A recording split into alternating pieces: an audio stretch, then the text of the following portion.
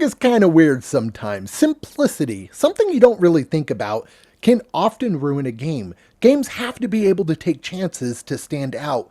Ball Pit takes those chances and it says, what if? What if we take something simple, like an idea, a game like Breakout on Atari or something like Peggle? Let's do that, but throw in some RPG elements, make it a roguelike, throw in some base building. Well, they did all that and they made it super addicting. Other than that though, the game starts off with you picking a character. You take that lift down and you start your run. Once you're in that dungeon, you defeat enemies to collect gems, which you use to upgrade your character.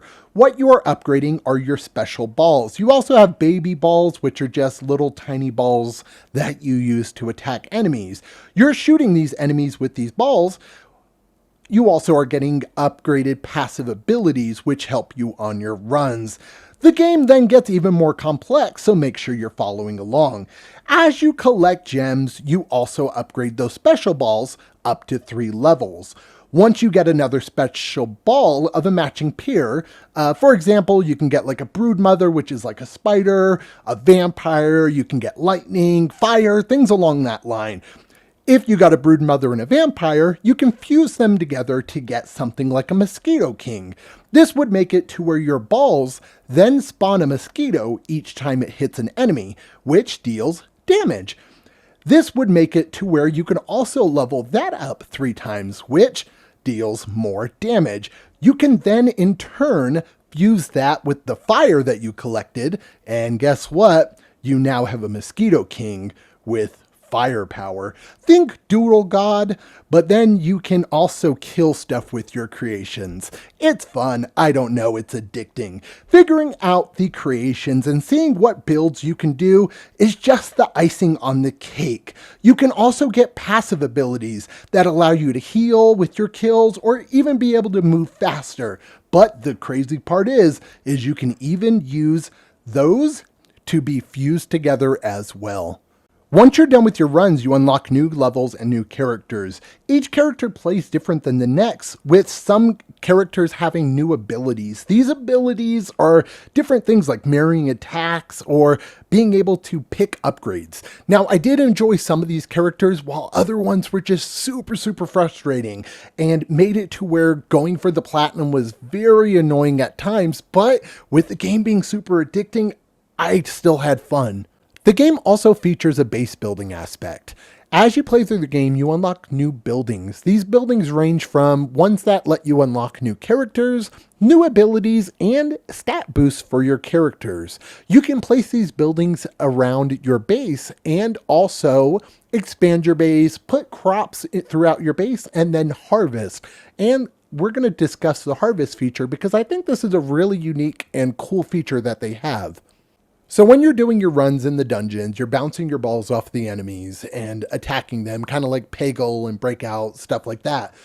You're doing the same thing when you're harvesting. So you're having to place your buildings down, and in order to construct your building or upgrade your building or harvest your crops, you're having to bounce your heroes off of these objects to upgrade them, to construct them, to harvest.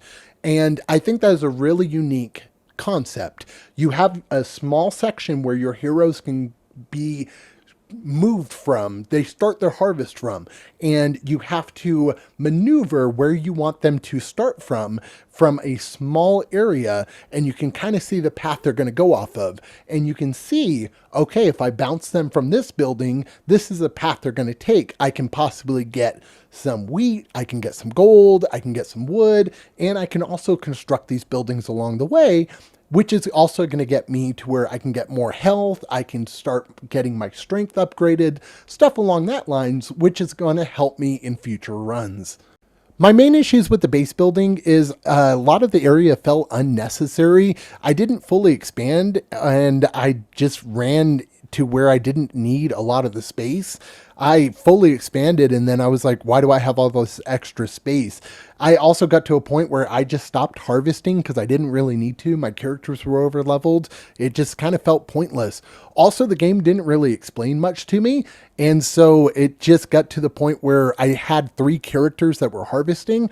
I didn't know that because they were assigned to mines, that they weren't actually helping me with harvesting. And so it wasn't by happenstance that I was like, oh, maybe it's because they're assigned to something that they're not helping me. If it wasn't for me just happening to guess that, I probably wouldn't have figured that out. So it's just annoying that I had to figure it out myself. Other than that, though, I had no other issues with the game. I think the levels have a great variety of difference between the enemies, the music, and complexity of the bosses. It's a roguelike, and each run is the exact same enemy-wise, but the game has such an addicting premise that it will keep you coming back hour after hour, day after day. I do feel like replayability is high as well because I feel like the need to get the platinum is there. However, after the platinum, I don't know if I will go back down the road to play Ball Pit again. However, if we do get a Ball Pit 2, I know I will be there day one. I'd give Ball Pit a 9 out of 10. This is Chris with Platinum Reviews. Thank you so much for watching. Don't forget to hit that like button and subscribe to the channel for more Platinum Review goodness. As always, keep getting those trophies, and I'll catch you on the next video.